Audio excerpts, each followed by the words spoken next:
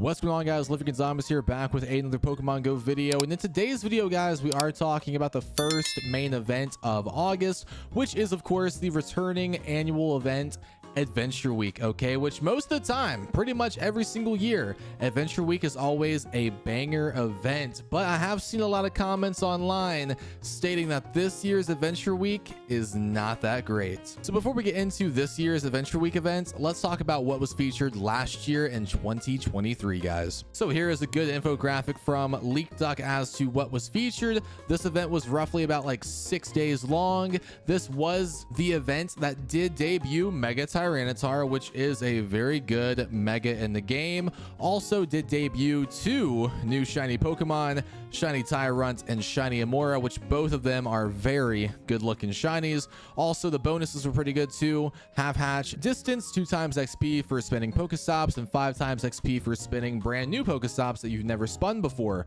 Plus there was a $2 time research. 7Ks did feature Tortuga, Archon, Tyrunt and Amora, and those 7Ks were shiny boosted as well, with a shiny rate of about 1 in 64. And the featured spawns were the following: Ammonite, Kabuto, Aerodactyl, Lileep, Anorith, Cranidos, Shieldon, Tortuga, Archon, Tyrunt and Amora. So the typical Adventure Week spawns, which is again all fossil Pokemon spawns, plus a few collection challenges in there too. And I think there was also some field research that isn't stated on the infographic, but you guys get the point. Last year was pretty good. 2 new shinies and a brand new mega, which was a very good mega evolution. So now let's get into this year's Adventure Week event.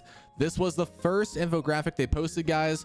Cranidos, Tyrunt, Amora gonna be featured. Of course, they were featured last year, even the year before that too. So as expected, these 3 will be back. This event is starting on August 2nd from 10 a.m. local time to August 12th at 11:59 p.m. local time. Again, very long event, because within that event, there will also be a Team Rocket takeover, which we don't have details for the Team Rocket portion of this event quite yet, but stay tuned for a future video covering what will be featured.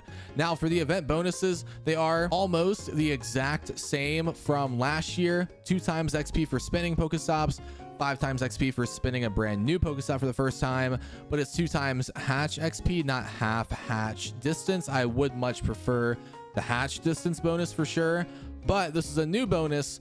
Increased chance to encounter Shiny Cranidos, Shieldon, Tortuga, Archon, Tyrunt, and Amora. That sounds great. Okay, I like that a lot for sure.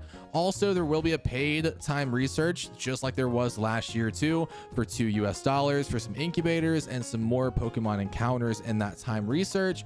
So yeah, that sounds good. Let's get on to the wild spawns. Here we go. We have Diglett, Ammonite, Kabuto, Dunsparce, Roggenrola, Drillbur, Bunnelby, Aerodactyl. So not quite the usual spawn list for Adventure Week. So again, to remember, shiny boosted Amora, shiny boosted Archon, they're not going to be spawning. Of course, they're not going to be spawning. So out of that spawn list, only 1 is shiny boosted, and that will be that Aerodactyl, which again will be a rare spawn during the event. There are featured eggs. I believe they are 7Ks. They do feature those shiny boosted Pokemon, so all of them will be 1 in 64 in those 7Ks, similar to the 7Ks last year. And they will also be in field research, but let's hope those tasks are going to be pretty easy. I hope they're not like walk 2 kilometers, hatch an egg, hatch 2 eggs. That would be very disappointing. But in the research, there are a lot of Pokemon: Dunsparce, Lileep, Anorith, Cranidos, Shieldon, Roggenrola, Drillbur, Tortuga, Archon, Bunnelby, Tyrunt, and Amora. I can almost guarantee you that all of these will be grouped up together in tasks. I'm assuming like Pokemon like Tortuga, Archon will share their own quest. Tyrunt, Amora gonna share their own quest too, so like a 50-50 encounter there. They might group up all together, that Roggenrola, Drillbur, Bunnelby, Dunsparce, so a 1 in 4 chance. But yeah, the Lileep, Anorith, Cranidos, Shieldon, I feel like those pairs will get their own task with a 50-50 chance for the encounter. So I guess that may not be a big deal for these shiny boosted Pokemon. 50-50 chance for the encounter. We'll see. I could be incorrect, and I do want to see what the tasks will be for these Pokemon, and I for sure will make an updated video when this event starts as to what those tasks are. But yeah, if you guys couldn't tell, that was the last infographic for this event. So therefore, yeah, nothing brand new is dropping for this year's Adventure Week, which is the first time ever, by the way, where there's not a new shiny for Adventure Week, or at least a new Pokemon debut. Nothing new's coming out. No Galar fossil Pokemon. I was really hoping for at least one of the 4, whether it's Dracovish, whatever. None are getting released for this event. Now, could they drop a new Pokemon debut for the Team Rocket portion and maybe a new shiny for that portion of the event? Maybe. It is possible. So again, stay tuned for future details about that. That should get posted within a few more days. But so far, this year's Adventure Week is maybe the worst one we've had. So I am interested to know what you guys think about this event so far, based off these infographics that we've gotten from Pokemon Go. Based off this information, how do you guys feel about this event? Comment below in the comment section.